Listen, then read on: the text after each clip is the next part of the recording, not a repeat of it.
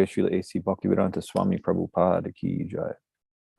Jai Om Vishnupad Paramahamsa Parivrajagacharya Asto Tara Satta Shri Srimad Srila Bhakti Siddhanta Saraswati Goswami Maharaj Srila Prabhupada ki jai.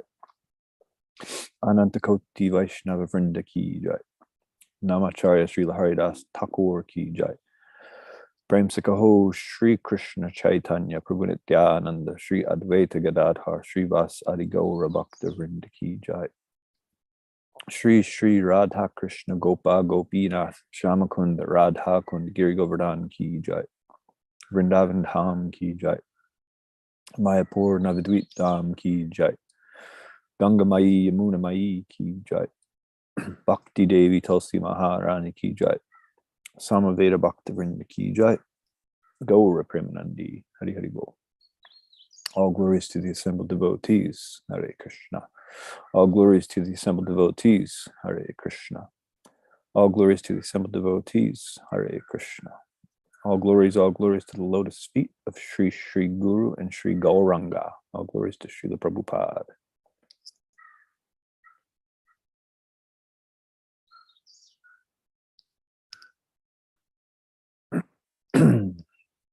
Hare Krishna, dear devotees. Happy Tuesday morning.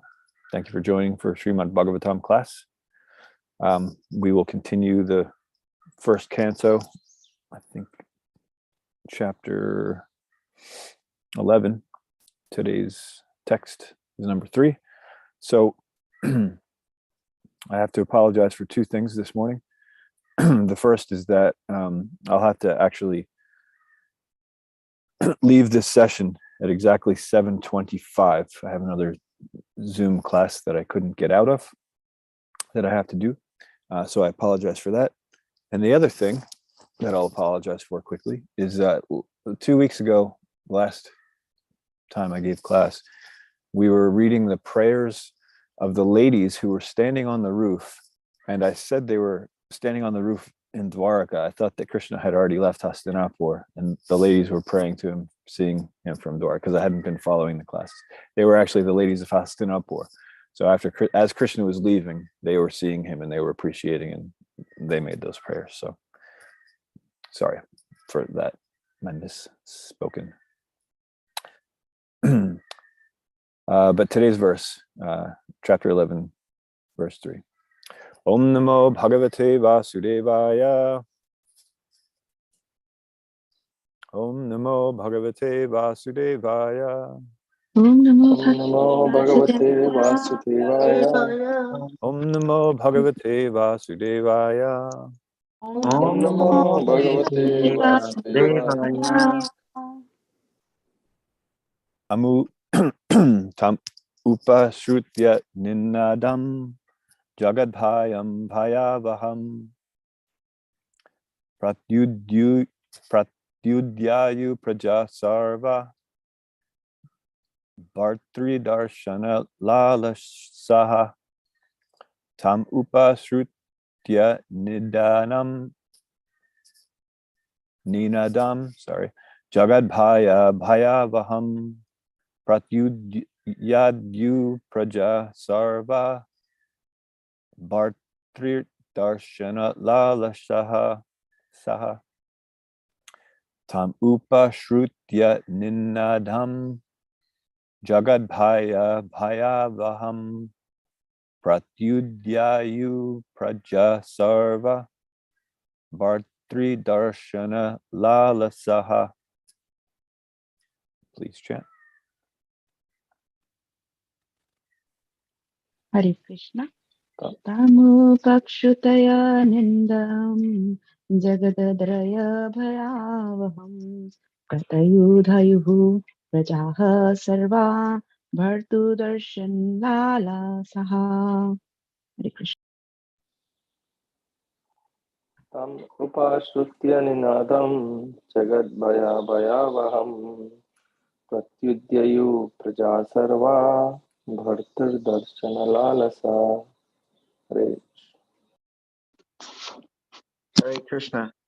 Tam upashrutya ninadam jagat bhayavaham pratyudayayu praja sarva Barita Darshana Leela Saha. Hare Krishna, thank you. Tamapashritya ninadam jagadbhaya bhayavaham prachutyāyu praja sarva bhatra darshana lalasa. Hare Krishna.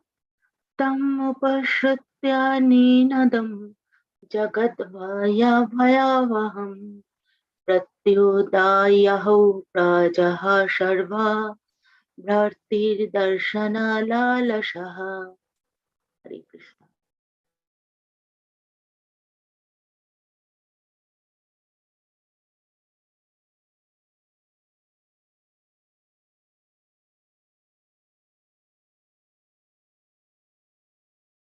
You're muted, Prabhu. Sorry, I just noticed that. Tam, that. Upa, shrutya, having overheard. Nidadam, sound. Jagadbhaya, the fear of material existence. Bhaya avaham, the threatening principle. Prati, towards. Udyayuhu, rapidly proceeded. Prajaha, the citizens. Sarvaha, all. Bhartri, the protector. Darshana, audience. Lalasaha, having so desired. Translation. The citizens of Dvaraka, having heard that sound which threatens fear personified in the material world, began to run towards him fast, just to have a long desired audience with the Lord, who is the protector of all devotees. The sound, by the way, is the conch shell, just in case you weren't following previous verses. Purport by Srila Prabhupada. As already explained, the citizens of Dvaraka, who lived at the time of Lord Krishna's presence there, were all liberated souls who descended there along with the Lord as entourage. All were very anxious to have an audience with the Lord, although because of spiritual contact, they were never separated from the Lord. Just as the gopis at Vrindavan used to think of Krishna while he was away from the village for cowherding engagements, the citizens of Dvaraka were all immersed in thought of the Lord while he was away from Dvaraka to attend the battle of Kurukshetra. Some distinguished fiction writer in Bengal concluded that the Krishna of Vrindavan, that of Mathura, and that of Dvaraka were different personalities. Historically, there is no truth in this conclusion. The Krishna of Kurukshetra and the Krishna of Dvaraka are one and the same personality. The citizens of Dvaraka were thus in a state of melancholy due to the Lord's absence from the transcendental city, as much as we are put into a state of melancholy at night because of the absence of the sun. The sound heralded by Lord Krishna was something like the heralding of the sunrise in the morning. So all the citizens of Dvaraka awoke from a state of slumber because of the sunrise of Krishna, and they all hastened toward him just to have an audience. The devotees of the Lord know no one else as protector. This sound of the Lord is identical with the Lord, as we have tried to explain by the non-dual position of the Lord. The material existence of our present status is full of fear. Out of the four problems of material existence, namely the food problem, the shelter problem, the fear problem, and the mating problem, the fear problem gives us more trouble than the others. We are always fearful due to our ignorance of the next problem. The whole material existence is full of problems, and thus the fear problem is always prominent. This is due to our association with the illusory energy of the Lord, known as Maya, or external energy. Yet all fear is vanished as soon as there is the sound of the Lord, represented by his holy name, as it was sounded by Lord Sri Chaitanya Mahaprabhu in the following 16 words. Hare Krishna, Krishna Krishna, Hare Hare, Hare Rama, Rama Rama, Hare Hare. We can take advantage of these sounds and be free from all threatening problems of material existence. Translation again. The citizens of Dvaraka, having heard that sound which threatens fear personified in the material world, began to run towards him fast, just to have a long-desired audience with the Lord, who is the protector of all devotees. Nama Om Vishnu Padaya Krishna Prastaya Bodily Srimate Bhaktivedanta Swami Tanamane Namaste Saraswate Devi Gauravani Pacharni Nirvishesha Shunya Vari Paschatya Deshatare Om Ajnana Timirandasya Ajnananjanana Shalakaya Chakshur Unmilitam Yena Tasmai Shri Gurave Namaha Vancha Kalpatrubhyas Chakrapa Sindubhya Eva Chaparitanam Pavanebhyo Vaishnavebhyo Namo Namaha. Okay, Hare Krishna.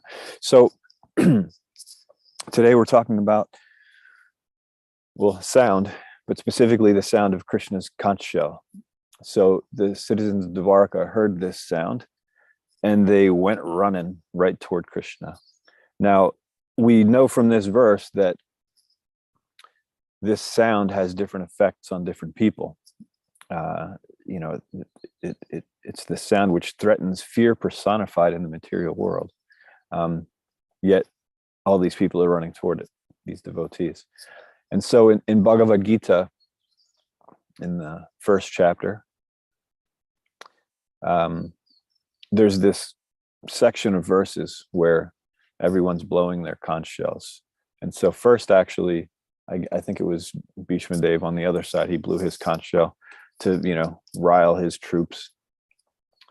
But then on the Pandava side, first Krishna blew his conch shell, the Panchajanya, and then the Devadatta was blown and everybody started blowing their conch shells.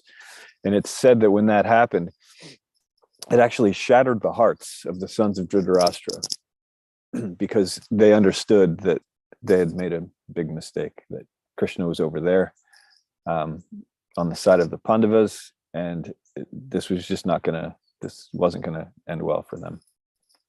And so it was one of those things that everybody knew. So these things that remind us, or can remind anyone of Krishna, like the sound of his conch shell, depending on what your mood is toward Krishna, that they can be either a source of pleasure or they could be a source of fear. So if you're a devotee of Krishna, hearing any sound from him, whether it's his flute or his ankle bells tinkling, or his voice, or his singing, or his conch shell, or his bugle that he calls the cows with, whatever the case may be, whether it's the flute is more of a pleasing sound and the conch shell is more of like a thunderous, lower tone roar, right? And so one might say, well, that's not quite as pleasing, but since it's connected to Krishna, it's the most pleasing thing ever. And this is how you herald, when you're coming in from far away, you're returning home when you've been gone for some time. You want to let the people know as soon as possible you're on your way back, because it says here that they were, just like we long for the sun at nighttime, the citizens of Dvaraka were longing for Krishna in his absence when he was gone fighting the battle of Kurukshetra, or helping in the battle of Kurukshetra. And so he wanted to herald his return, and his flute can carry some sound. He can make that cover that distance no problem if he wanted to, but this is what you do when coming from a distance, you blow that conch shell. Everyone's going to hear it. Everyone knows what it is. And so the devotees go running toward it, whereas anyone who has fear of Krishna for whatever reason, they would certainly wish to run away from that sound.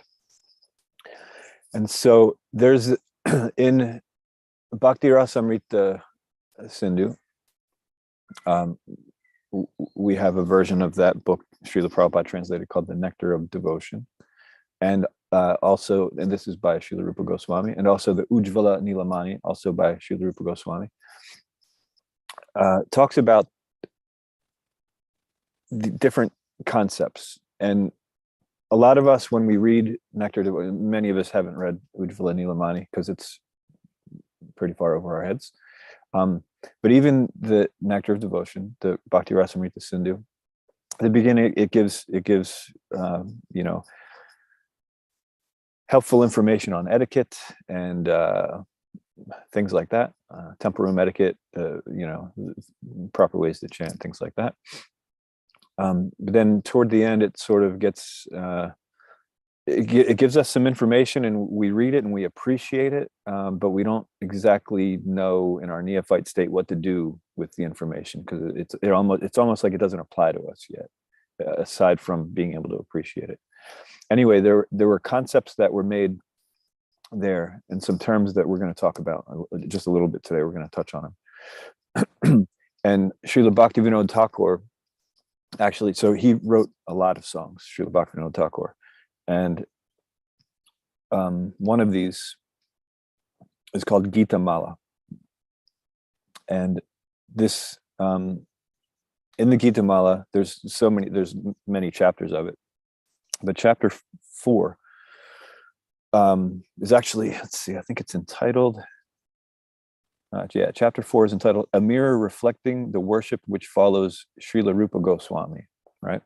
And then the 20th song in that chapter is called Stimulants of the Awakening of Conjugal Attachment Within Braja, which is known as Udipana. So Udipana is actually half of what is called Vibhava. Vibhava are the things that cause one to taste loving attachment to the Lord, right? And then so there's two, that's divided into two categories. There's the support, which is called alambana, and that's Krishna. Krishna is the support of these things. And then there's the udipana, which is the stimulus, or the stimuli, that which awakens the memory or the love to the support, to Krishna, to the alambana, to Krishna, right? And so in this song, Srila Bhaktivinoda Thakur, who is referring to Srila Rupa Goswami's Bhakti Rasamrita Sindhu and Ujjvala Nilamani, it talks about the 6 categories of udipanas, or stimuli that cause us to remember and deepen our attachment to the Lord. And so the 6 are known as guna udipana, which are his personal qualities, nama udipana, which are his holy names, charita, his characteristic activities, mandana, his bodily adornments, his decorations, sambandhi, related paraphernalia, and tatashta, which are natural phenomena. And so this song sort of gives examples of these, and I'm just going to quickly go through those, and then because we don't have a whole lot of time. Actually, I'm not. There's not a lot of time. If you want to check out that song, I recommend it. But basically, so the personal qualities, that's an easy one. The holy names, he has many different holy names, so that's unlimited. Charita is characteristic activities. The bodily adornments, they're actually subcategorized into different ones that are made out of cloth, ones that are made out of natural flowers, ones that are smeared on, like sandalwood pulp or perfume, and then ones that are made out of precious gems. And so some of these have different subcategories, but basically anything that can remind us of Krishna, the sound of his flute, the sound of his conch shell. So udipana, so the sound of Krishna's conch shell is an udipana for the devotees. And that's why these devotees, when they hear it, they're running directly toward him because they can't wait to see him, even though it's the sound that threatens fear personified, right? And so there are virtually unlimited things that can remind us of Krishna, that can be udipana for us. just like in the material world, we have things that remind us of people that we have relationships with. Say, for example, I had a teacher in high school. Actually, no, we're going to go with something else. This is a better example. So most parents, they have their children, they have their babies, and the baby would be the support of their emotion. And then the reminders or the stimuli would be like anything related to the baby. Let's say, the baby's little shoe, right? Let's say the baby is off with their grandparents, and mom's at home and she's, taking a much needed nap, and she wakes up and she starts tidying up the house with no noise, and she's happy that the grandparents have taken the child, at least for a small break. But then she sees the child's little shoe, and then she has this deep affection, like, oh, I miss my little child with their little feet, and like that, or one of their toys, things like this, things that remind us of this support. So that's the general concept. So what that means for us, though, is in the material world, there are unlimited things that can remind us of Krishna, because everything is nothing but Krishna. Everything is made from Krishna. So from the, if you zoom out on everything and you look at just the entire cosmos, the entire material manifestation, all of the different universes, there's nothing but Krishna. So you have Mahavishnu. He's lying in the causal ocean, which is the Karna ocean, or what's also known as the Viraj River, the boundary between the spiritual world and the material world. So he's there lounging. And as he's breathing out, countless universal systems are passing through the pores of his body. So as he's exhaling, all these different multiple universes are coming out of his body. And then as he's inhaling, they're entering back into his body. And each of these tiny in respect to the size of Mahavishnu, little bubbles that are passing through his skin pores, right? Each of those is a universe, a bugola, a cosmic shell, right? Or, like a cosmic egg. And in each of those, they're half full of Garbha ocean, which means womb. And then he expands as another form of Vishnu, Garbhodakashayi Vishnu. And from his navel sprouts a lotus stem. And then up top of that stem, near the top of this universal shell, is where Lord Brahma becomes manifest, where he becomes born out of this lotus from Lord Vishnu's navel. And so Lord Brahma's there. He doesn't know what to do. He tries to figure it out. He climbs down the lotus stem. There's water there. He can't really see what's going on or what the purpose of any of it is. He goes back up and he's sitting on the lotus and he's trying to figure it out. And then he hears the water sweeping up against the side of the universe and up against the lotus stem, and it's making this sound, ta, pa, ta, pa. And he understands, okay, tapa, I have to perform tapasya to understand what's going on. So he does. When he performs that tapasya, he starts meditating. He gets darshan of Krishna, and Krishna tells him, this is what you do. You're going to create an entire universe out of what's here in this lotus stem. All of the ingredients are there. I'm revealing to you how to do it. You just go and, you expand it. It's called secondary creation. So primary creation is done by Lord Vishnu, Krishna, and then secondary creation is expanded by Lord Brahma. And so everything in this universe came from that lotus stem, came from the body of Garbhodakashayi Vishnu, which countless of those, infinite number of those, came from Mahavishnu or Karnadakashayi Vishnu, right? So we zoom out, everything's Krishna. Nothing that we see didn't come from Krishna. And then if we zoom in, so that's zooming out. So if we zoom in on a molecular level, Krishna is in every atom. So he's within every living being, and he's in every atom, right? He's there. And he's everywhere in between. There's nothing where Krishna isn't there. Therefore, everything can remind us of Krishna. Everything can be an udipana. Anything can be engaged in Krishna service. There's one verse that I want to share. I say this a lot. I say something's my favorite verse a lot, and they're different verses, because for different times, different circumstances, there are different moods or different, themes that we want to address.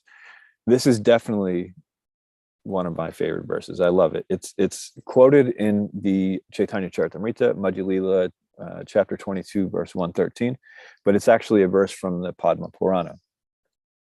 And just to save time, I won't quote the Sanskrit, but translation is, Krishna is the origin of Lord Vishnu.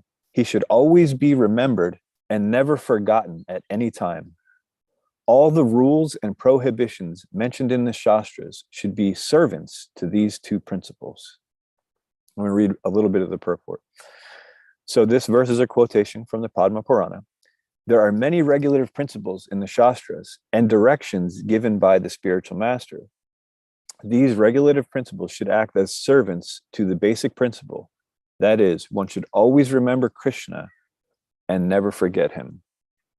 So the reason this is my favorite verse is it's because it's the entire philosophy in one very simple verse. And it almost seems redundant. Always think of Krishna, never forget Krishna. You would think, well, if you're always thinking of Krishna, well, then obviously you're not forgetting him. And if you're not forgetting him, you're always thinking. It seems redundant, right? But there's this positive and negative side of everything, right? And so we should always make sure that we're remembering Krishna and that we're not forgetting him. So anytime our mind wanders away from him, we should not do that. And when we are thinking of Krishna, we should focus on that. We should do that. And so with this in mind, like I said, everything that's within our experience that we can see, hear, smell, taste, whatever, it's all coming from Krishna. So if we only see it in that way, in its true state, then every single thing we interact with, even in the material world, can be an udipana, can deepen something, can be a stimulus to deepen our love for Krishna if we have the proper knowledge and the proper mindset. All right.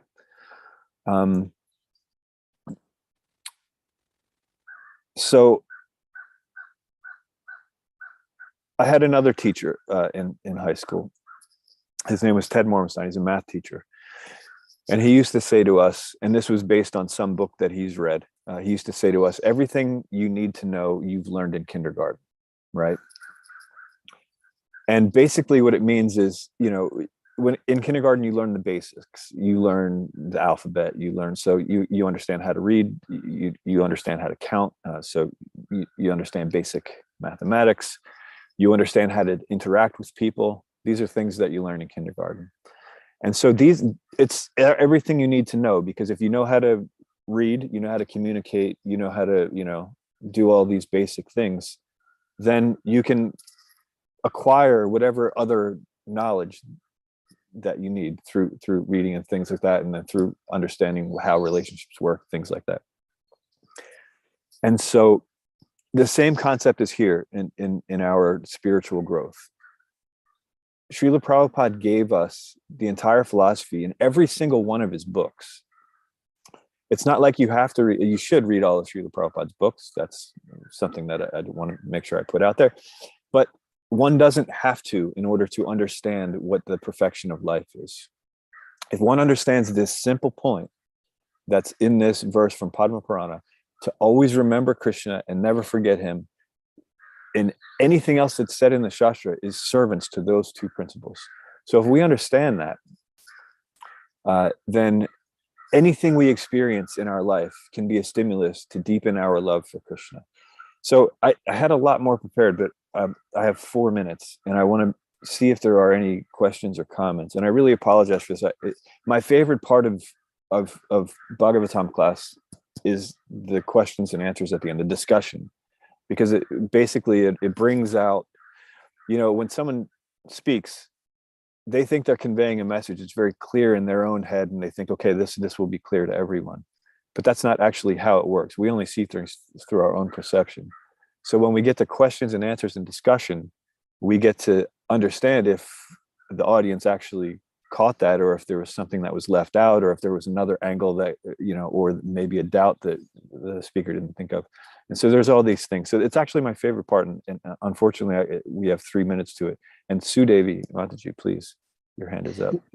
Hare Krishna, Prabhu. So you are referring to the song by Bhaktivinoda Thakur. Yes. Is that the Radha Kunda Tata Kunja Kutir Govardhana Parvat? Anyway, he's talking about different places in Vrindavan. And then So- that remind me, and Udipaka Mani. And he said, these are my Udipaka that remind me, just like you're talking about certain reminder that stimulate your attraction. And then he, towards the end of the song, he said, if this is not there, say Sabachora Pranana Raho. If I don't have this, I'll die. So this is, I don't know if I'm making sense. Like he was talking, yes, certain things he mentioned, mostly was places of pastime of Krishna in Vrindavan. And then he says, this is my Udipak. And if I don't have this, I'll live my life. I'll die. That's actually Yeah. that's a great song too. It's not the one that I was referring to. It's a great one though. This would be chapter 4, song 20, and this breaks down the different. So there were 6 different types of Udipan, and each of those also have subcategories. So this song just talks about those categories. So it goes Krishna Krishna Bhakta Gata Guna Nama Sucharita, etc. But it's song 20 of chapter 4. But the song that you're talking about I love that song. It's another good one, important for us to understand. Right. Like you're talking anything you can see, like you gave the example of the mother and the child with a shoe. That the reminder, and the whole thing can come from that. The mother can remember, I bought the shoes here, and we went there, this place, and he was wearing this. So it's like, so that was a very good example. Thank you, Prabhu. Hare Krishna. Thank you. So instead of the child being the support for our love, because then we could just be absorbed in mundane relationships. I mean, child, it almost hurts to say that's a mundane relationship, because the child came from you and you're raising the child in Krishna consciousness ideally, but it's a material relationship. It has a beginning and an end.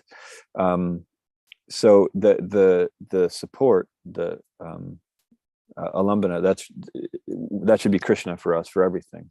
And so if we have that right mindset, then everything that's currently making us forget Krishna will help us to remember Krishna. And that's the process of Krishna consciousness. I have exactly less than 1 more minute. If anyone has anything else to say, everybody else can stay on, and there are many elevated souls here. Dronacharya Prabhu, Archana Bhakti Mataji, plenty that can also field some discussion. So I encourage you to stay on if there's any further discussion. But unfortunately, I have to sign off now. Thank you very much, Prabhu.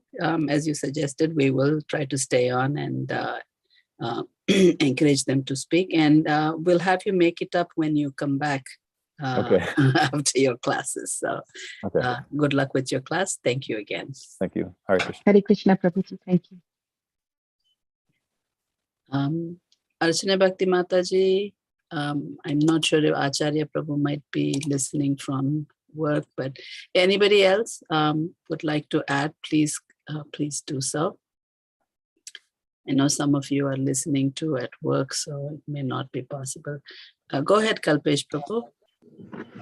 Hare Krishna. I have a question. Like, since we have the material body, and there is a pain when certain comes during the health problems, so that is considered also a fear, right? And but that the pain is occurring to the because the consciousness is spread out in the whole body. So how do we overcome that fear while we are on the pain, where we can really experience the fear? But there is any way which is expressed here, like how can we not experience pain? I mean, probably we can experience pain, but we can overcome that pain through mind energy. Mother Sudevi, are you able to answer that question? or anybody else who would like to? Hare Krishna, Prabhuji. Hare Krishna, Mataji. Yeah, actually, I don't have my device in front of me. I have my phone here, so I'm just answering. Prabhuji, actually,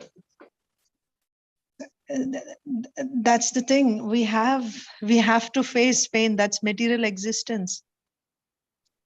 Birth, old age, disease, and death. So all these are pains. So how to overcome pain? If we are, it's just like an exam. When you face an exam, you have to be prepared for the exam before. And then when you face the exam, you can perform well. That's why we anticipate these things to come at every step, and we have to be prepared for them. And the way to prepare for them is to stay Krishna conscious. Therefore, we need to prepare for it. I may not be in pain today and I may be relaxed, but it can come anytime, tomorrow, day after 1 week, after 1 month, next year. But if we are not prepared for that, then it will be the condition of a person, seeing the exam paper for which he didn't prepare. We won't do well there. So yes, of course, we get, we get chances, right? The first time we fail, then hopefully we learn our lesson and we'll be prepared for the next time. So the only preparation that we can do is in preparing our consciousness. Trying to, if we can take shelter of Krishna in that difficult situation, then I would consider that a success. Even if I'm going through the pain, if I'm able to take shelter of Krishna instead of focusing on the pain itself, if I'm able to somehow or other remember Krishna, then I would personally feel, yes, I'm not really failing there. So that's my comment on that, Prabhuji. So is my understanding is correct? The consciousness is spread out, and actually it is spread out completely in the body. So the consciousness would also feel the pain, or is it just a bodily element? Which I'm not able to distinguish consciousness versus body, because I'm not fully getting that concept very clear in my head. I think I get what you're saying. Okay, so if the soul is not touched by matter, then how I'm experiencing pain? Is that your question, Prabhuji? Soul is not touching the matter. Yeah, that's right. Yeah. Spirit soul, I'm not this body, but when there is pain in the body, I'm being affected. Yes, because the consciousness is, I see it like a dead body, right? If I put a pin or I try to put anything like a sharp knife, it doesn't experience any pain. So that is a material thing. The whole thing is material. The consciousness which was there, now I have a pain, which is very animated thing, right? So it's an animation of the whole thing. So who is experiencing that pain, the material or the consciousness? And then if the consciousness is there, then this question is coming like, how can I detach from this? And I know some answers like practicing Krishna consciousness is one of the thing, but I was thinking if some clarity is given on that. Yes, Prabhuji. Yeah. So it's like, so yes, the body is dead, and when there is pain inflicted on the body, I'm experiencing it. And I'm experiencing it because of consciousness, correct? The consciousness is spread throughout the body because of the soul. Correct. Because now I'm bodily conscious. I think I'm this body. Therefore, anything that happens to the body, it affects me because I am not self-realized. I'm still in bodily consciousness. You understand? So it's like when you're in a dream, when you're sleeping at night, if somebody is attacking you, you actually see that somebody is coming to attack you and you experience fear in your dream. But the fact is, you're actually sleeping, your body is sleeping. So at that time, you're not conscious of your body, and you are actually experiencing fear of something which is not happening to your body, or at least your gross body. It's not happening to your gross body. Still, you're experiencing fear. So is that fear real or not? When you're in the dream, it is real. Otherwise, why you're getting scared? And even, sometimes you see some physical manifestations of that also. When you're experiencing some fear in the dream, you start perspiring and things like that. Your body starts perspiring. But nevertheless, in your physical situation, it's not happening. So you are being affected. But the question is, why I'm being affected if I'm a spirit soul? I'm being affected because of this bodily consciousness. I'm thinking I'm this body. I'm not just thinking, I'm conscious. Another example is like a car. You have a new car, you drive around, and you see people really cleaning and maintaining the car very nicely. That's called attachment. They're attached to that car. They practically identify themselves with the car. So when there's a scratch on the car, or when somebody hits the car, it's as if somebody hit them. You become affected by that. I'm not this car. The car is a dead body. Nevertheless, it affects me. Whatever happens to the body, it is affecting me. Why? Your consciousness is in the car. You're so attached to the car, it's your next self, your second self. Anything is happening to the car, you take it very, very personally, as if it is happening to me, and it affects you. It disturbs you. So now, coming to the next step, you said, what is the solution to this problem? So we have to shift from bodily consciousness to Krishna consciousness. We have to become self-realized that I'm not this body, I'm a spirit soul. So is it just a mental exercise that I understand theoretically and then I stop feeling pain? No, it's not just a mental exercise. That's the whole problem. Simply understanding theoretically, I'm not this body, I'm a spirit soul, that is not sufficient. You will still feel pain. You have to actually realize it. You have to transcend the modes of material nature. That is only possible by taking shelter of Krishna. So again, the solution to all problems is very sincerely taking shelter of Krishna by chanting Hare Krishna and cultivating Krishna consciousness.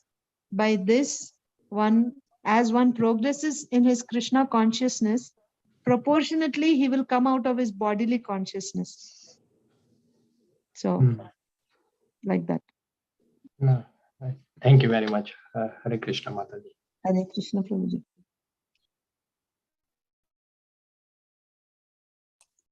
Thank you very much, Arjuna Bhakti Mataji.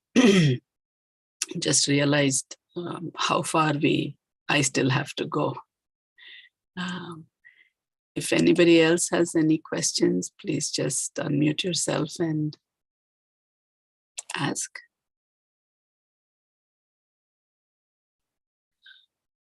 All right. I guess we'll end the class here then and meet again tomorrow morning at 7:50 for Chaitanya Charitamrita. Vancha kalpatarubhyascha